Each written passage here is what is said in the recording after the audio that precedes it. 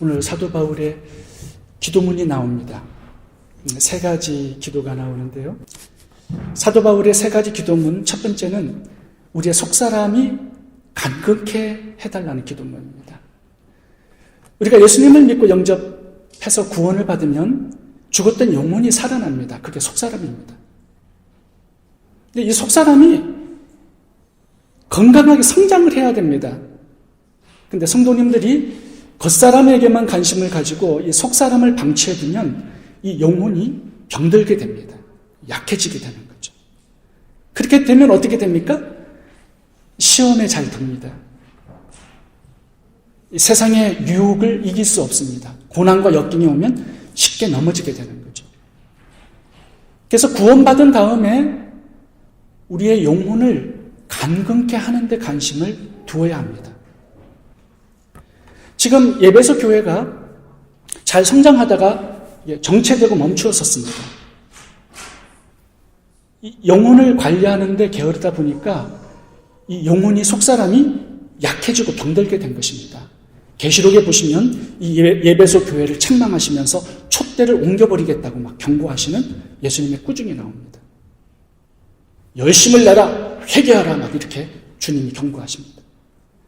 이 예배소 교회는 결국 계속 쇠퇴해져 가버렸습니다. 왜 그래요? 이 영혼을, 속사람을 강건케 하는 데 실패했기 때문에 그런 것입니다. 이 속사람이 약하고 어린 사람들의 특징은 시험에 잘 든다라는 것입니다. 누가 기쁜 나쁜 말을 한마디 하면 상처를 받습니다. 그 상처를 주야로 묵상합니다. 우울해지고 영적 침체에 오는 거죠. 원망불평이 굉장히 많습니다. 속사람이 약한 사람들은. 조금만 불편해도 말이 거칠어집니다. 속사람이 약하다 보면 화를 잘 냅니다.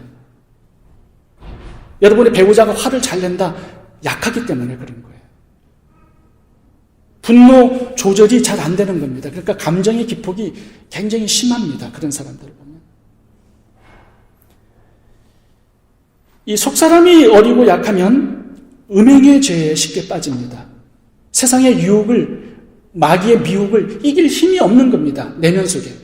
그러니까는 쉽게 죄를 짓게 되는 거죠. 타락하고. 이런 사람들은 권위를 대적하는 사람들이 많습니다. 고라 자손처럼. 욕심이 너무 많기 때문에 나누지를 않습니다. 이게 전부 다 속사람이 약해서 그런 것입니다. 이런 유행의 사람들이 내 자신이 아닌지 한번 점검해 볼 필요가 있는 것입니다.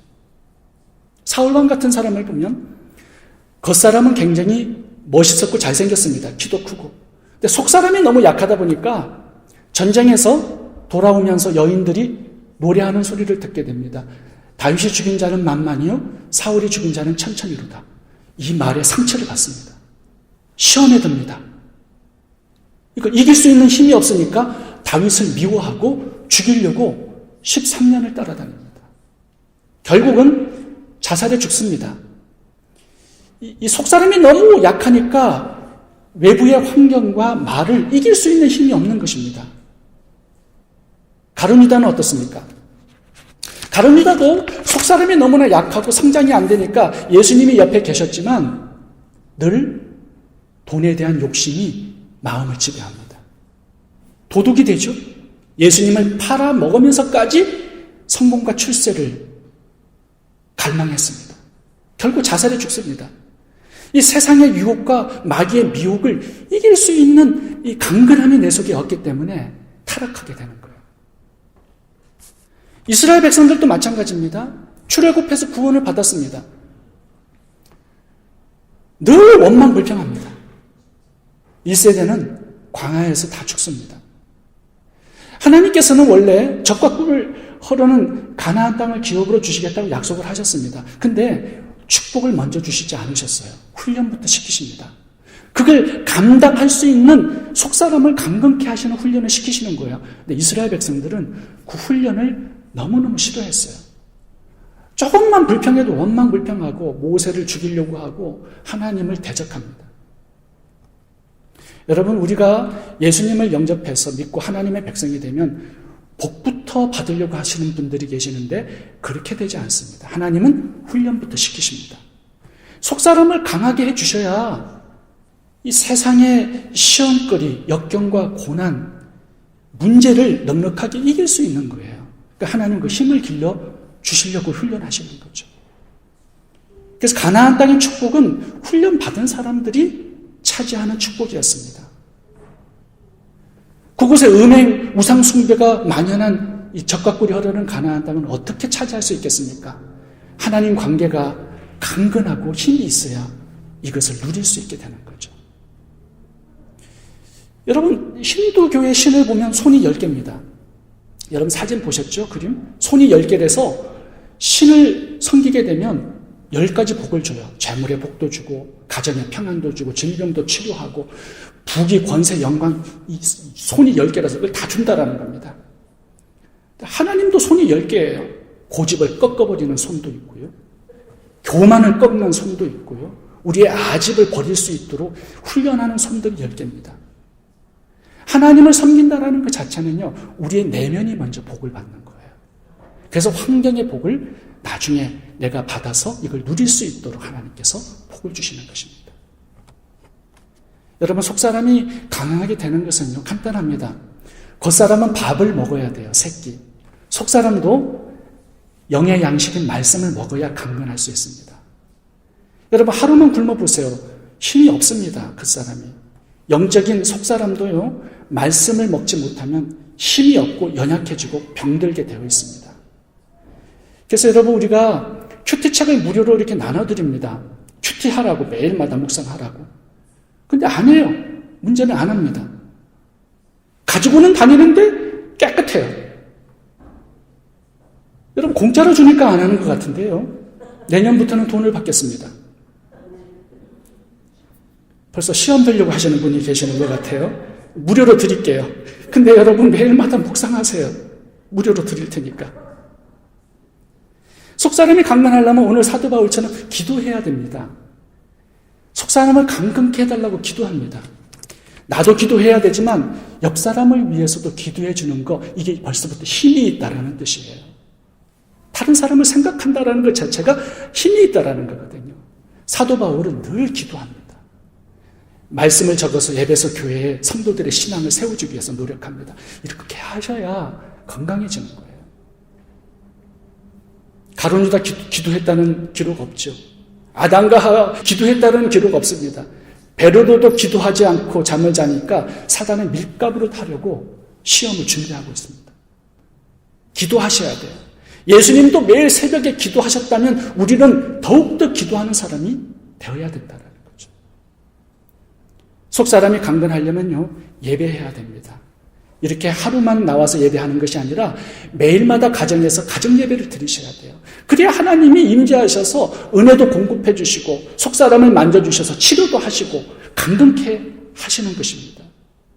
예배의 가장 중요한 것은요, 감사입니다. 감사. 감사로 제사를 지내는 자가 나를 영화롭게 한다고 말씀하시죠. 감사가 제사, 예배예요. 어디에 무엇을 하든지 감사하는 마음을 가지고 살라는 것입니다. 그 예배자예요. 이 사람이 굉장히 강한 사람입니다. 어떤 환경, 문제 앞에서도 감사해 버리는데 어떻게 연약해질 수 있고 마귀가 틈을 탈 수 있겠습니까? 사도 바울은 예배소설을 쓴 이 당시아가 로마 감옥 안에 있었습니다. 늘 감사하라, 기뻐하라고 그래요.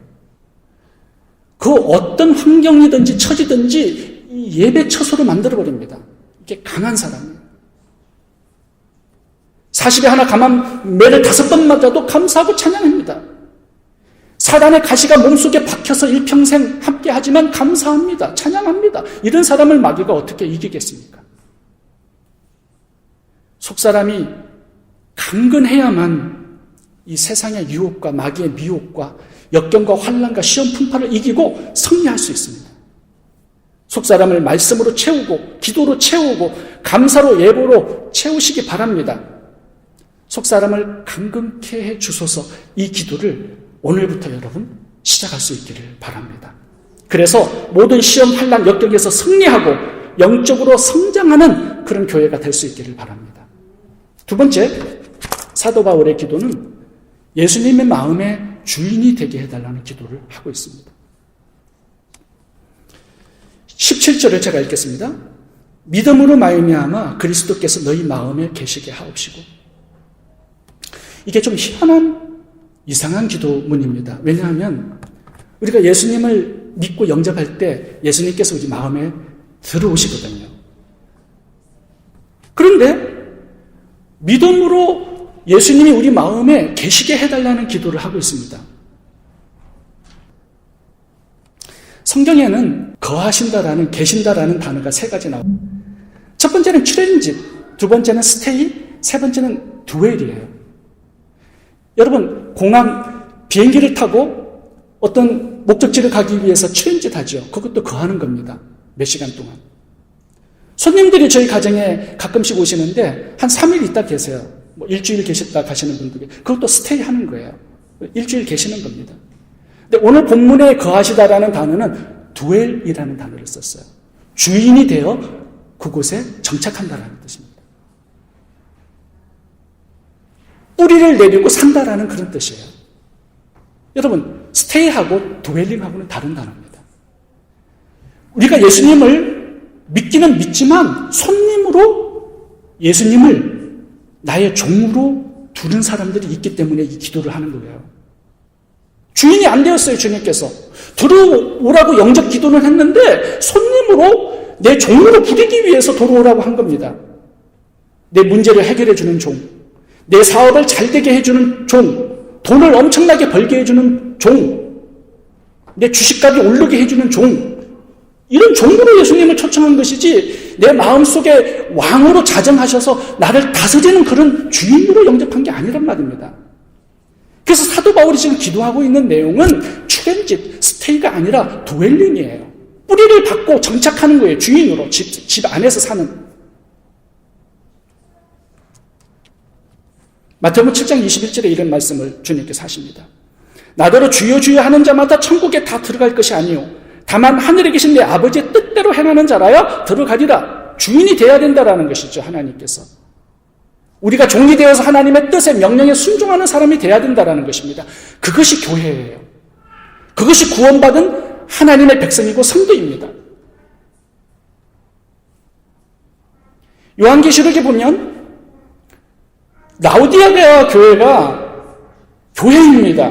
명칭은. 근데 예수님이 문 밖에 계세요. 주인이 안 되었어요. 분명히 그 안에는 예배도 있고 기도, 찬송, 헌금 그 다 있었을 겁니다. 교회니까. 근데 예수님은 문 바깥에 계셔요. 주인이 아니에요. 손님이에요. 교회인데 안에는 주님이 안 계세요. 그런 성도들이 있을 수 있다는 겁니다. 문 밖에 손님으로 와 계시는 거예요. 그런 사람들에게는 절대로 어떤 하나님의 은혜와 축복, 기적들이 일어나지 않습니다. 여러분들이 주님을 손님으로 모시고 있는지 한번 볼 필요가 있어요. 예수님을 믿는다라고는 고백하지만 여전히 내가 주인이에요. 내가 내 마음대로 살아가요 결정하고. 그거는 성도가 아닙니다. 요한복음 2장에 봐보시면 가나 혼인잔치에 예수님이 손님으로 와 계셨어요. 포도주가 다 떨어져서 잔치가 엉망이 되어버렸습니다. 예수님은 아무것도 행하지 않습니다. 그곳에서는. 왜요? 손님이기 때문에.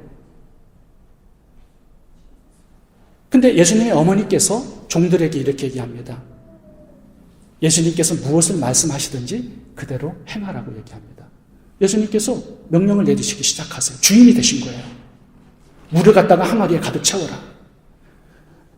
포도주가 되지도 않는 물을 갖다가 연회석상에 갖다 주라고 얘기해요. 종들이 갖다 줍니다. 그대로 순종해요. 그들이 기적이 일어났다라는 거죠. 물이 변하여 포도주가 된 거예요. 언제? 예수님이 손님에서 주인으로 바꾸어진 그 곳에서 말입니다. 그래서 사도 바울이 기도하는 거예요. 손님을 주인으로 바꾸게 해달라는 기도를 하고 있는 것입니다. 여러분, 그런 기도를 드리셔야 됩니다. 여러분들이 만약에 인생의 주인으로 살아가려면 한 가지 조건이 만족이 돼야 돼요. 실력이 있어야 돼요. 실력이. 이 우주에다가 지구를 매달아 놓고 엔진도 없이 365일을 돌릴 수 있는 실력이 있으시면 여러분 주인 하세요. 그런 실력 없으면 여러분 주인 자리를 내려놓고 그걸 할 수 있는 분을 주인으로 모시면 되는 것이에요. 이 우주에 100조 개의 은하계가 있습니다. 그 은하계를 공중에다가 띄워놓은 다음에 한 번도 실수 없이 조화롭게 균형 있게 부딪히지 않게 돌릴 수 있을 능력이 있으면 여러분 주인 노릇하세요. 그렇지 못하다면 그렇게 할 수 있는 분을 주인으로 모셔서 내 인생을 운전할 수 있도록 하란 말입니다. 저는 운전을 30년 동안 했어요. 그렇지만 가끔씩 비행기 탈 때 그 비행기 안에서 그 조종하는 파일럿에게 내가 운전하겠다고 얘기하지 않습니다. 다 죽이는 걸요. 실력이 없어요. 여러분, 저는 비행기를 조준할 수 없다는 거 잘 알고 있고요. 내 인생도 운전할 수 있는 실력 없다는 걸 잘 알고 있어요. 그래서 예수님을 내 인생의 주인으로 모셔드린 것입니다. 그분이 내 인생을 다스리고 통치하고 인도하시면 얼마나 행복한 인생이 될 수 있겠습니까? 여러분, 내 생각, 마음, 감정, 재정, 언어, 시간, 삶, 하나님의 통치 안에 들어갈 수 있어야 합니다. 그것이 구원받은 성도요, 건강한 교회라고 말할 수 있습니다.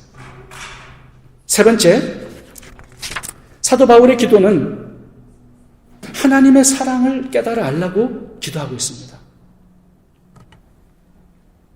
17절, 18절, 19절을 제가 읽겠습니다. 너희가 사랑 가운데서 뿌리가 박히고 터가 굳어져서 너희 모든 성도와 함께 지식에 넘치는 그리스도의 사랑을 알아. 그 넓이와 길이와 높이와 깊이가 어떠함을 깨달아. 하나님의 모든 충만하신 것으로 너희에게 충만하게 하시기를 구하노라. 하나님의 사랑의 뿌리가 깊게 박히어서 어떤 환난 역경에도 흔들리지 않는 성도가 되게 해달라는 기도문입니다. 여러분, 우리가 예수님을 영접하고 신앙생활을 하다 보면 시험과 환난, 역경, 고난들이 옵니다. 100% 형통한 인생 살 수 없습니다. 너희가 세상에서 환난을 당하나 담대하라고 얘기하셨지 환난을 없애주겠다고 얘기하신 적은 없습니다. 근데 여러분, 하나님의 사랑을 확신하고 그 속에 뿌리가 깊게 박히지 않으면 흔들립니다. 바람이 불면 흔들리고 뿌리가 막 뽑아지는 사람도 있습니다. 그래서 뿌리가 하나님의 사랑 속에 깊게 뿌리가 내리기를 기도하고 있는 것입니다. 18절을 봐보시면 하나님의 사랑을 깨달아 알라고 기도하고 있습니다. 19절을 봐보세요. 하나님의 사랑에는 넓이가 있어요. 길이가 있고 높이가 있고 깊이가 있습니다. 이 네 가지를 깨달아 알아야 된다고 말씀합니다. 하나님의 사랑의 넓이는 하나님의 세상을 이처럼 사랑하사 모든 죄인들을 다 끌어안는 넓은 사랑입니다. 그 길이는 영원토록 변치 않는 사랑이에요. 그 깊이는 타락한 죄인을 위해서 하늘 영광을 버리고 엄부의 깊은 곳까지 내려가신 사랑입니다. 그 높이는 지옥에 떨어질 나를 붙드시고 일으키셔서 함께 죽고 함께 부활하시고 함께 보좌에 앉히시고 그리스도의 신부로 하나님의 자녀로 상속자로 삼으신 높은 하나님의 사랑입니다. 오늘 본문 마지막에는 기도하는 것에 더 넘치도록 축복하시는 하나님의 사랑을 말씀합니다. 이 하나님의 사랑에 우리의 믿음의 뿌리를 깊게 박으면 어떤 역경과 시험, 환난 속에서도 시험을 이기고 승리할 수 있는 신앙인이 될 수 있다고 말씀하는 것입니다. 제가 로마서 8장 32절을 읽어보도록 하겠습니다. 자기 아들을 아끼지 아니하시고 우리 모든 사람을 위하여 내어주시니까 어찌 그 아들과 함께 모든 것을 우리에게 은사로 주시 아니하시겠느냐. 누가 우리를 그리스도의 사랑에서 끊으리요. 환난이나 공고나 핍박이나 기근이나 적신이나 위험이나 칼이랴. 내가 확신하노니 사망이나 생명이나 천사들이나 권세자들이나 현재일이나 장래일이나 능력이나 높음이나 깊음이나 다른 아무 피조물이라도 우리를 우리 주 예수 그리스도의 하나님의 사랑에서 끊을 수 없으리라. 그 하나님의 사랑은 우리를 향하여 늘 흐르고 있다라고 말씀합니다. 그래서 힘들고 어려운 순간이 와도 하나님의 사랑의 깊이 뿌리를 받고 믿음으로 이기고 승리하라고 말씀하고 있는 것입니다. 우리가 지난 시간에 하박국 선지자의 감사를 우리가 함께 나누었습니다. 이 하박국 선지자의 현실은 전쟁입니다. 환난입니다. 시험이요, 6가지가 없는 가난과 기근입니다.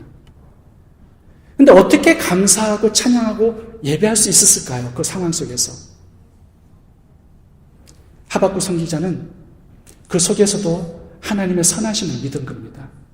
하나님의 사랑이 나를 향하여 흐르고 있다는 것을 믿은 것입니다.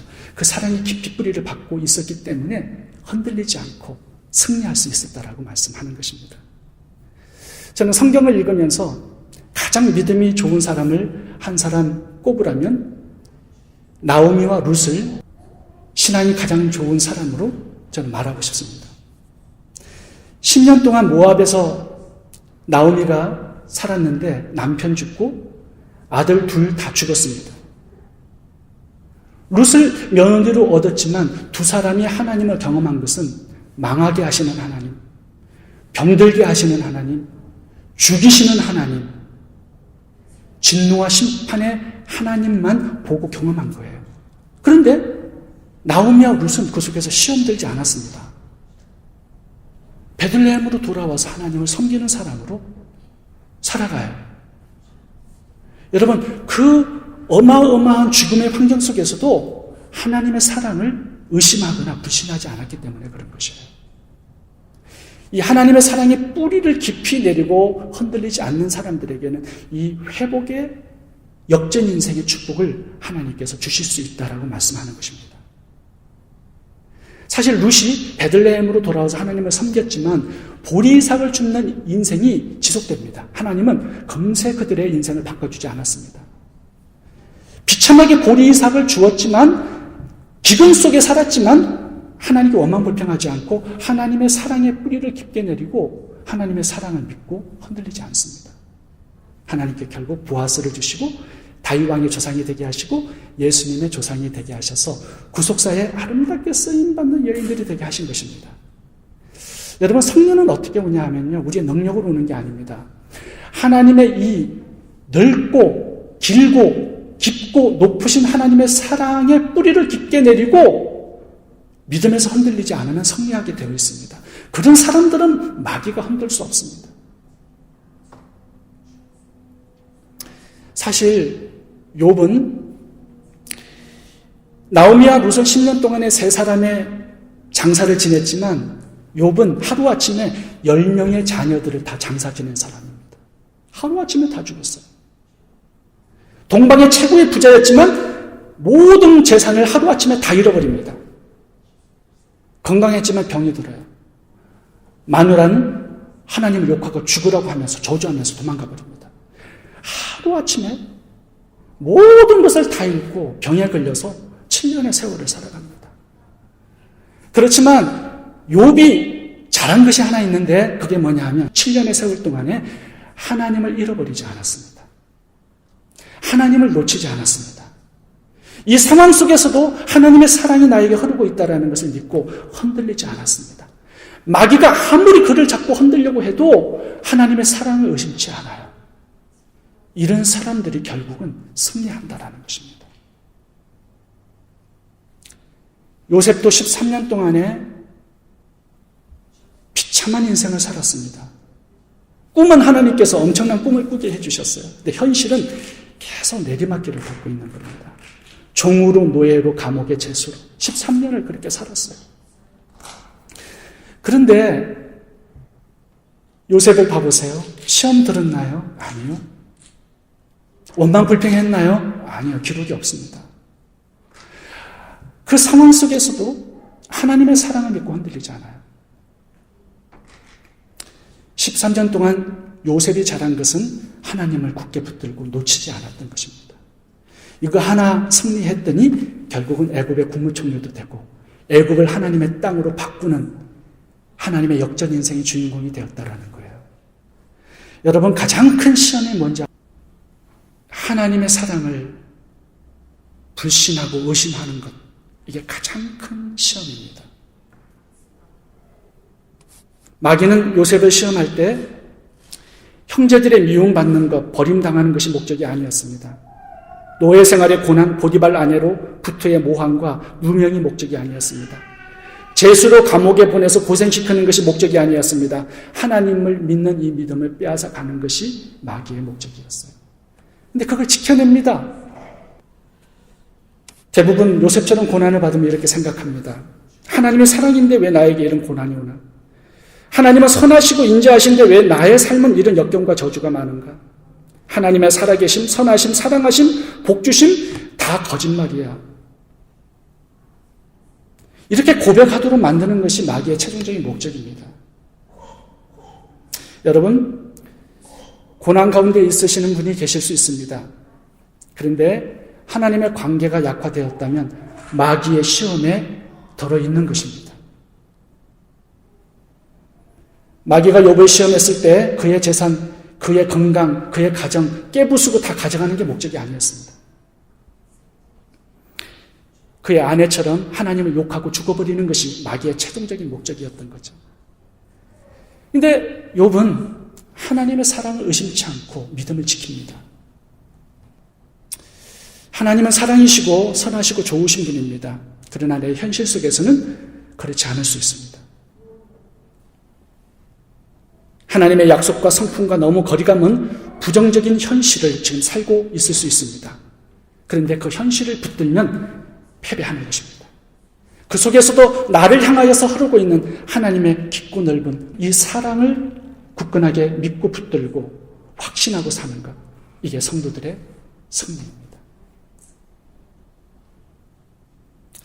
하나님의 말씀으로 여러분의 속사람을 채우시기 바랍니다. 어떤 환경 속에서도 내 마음의 주인은, 내 삶의 주인은 하나님이 되게 하시기를 바랍니다. 고난과 역경 시험 속에서도 하나님의 사랑을 확신하고 믿음으로 승리하는 하나님의 성도님들이 다 될 수 있기를 바랍니다. 기도하겠습니다.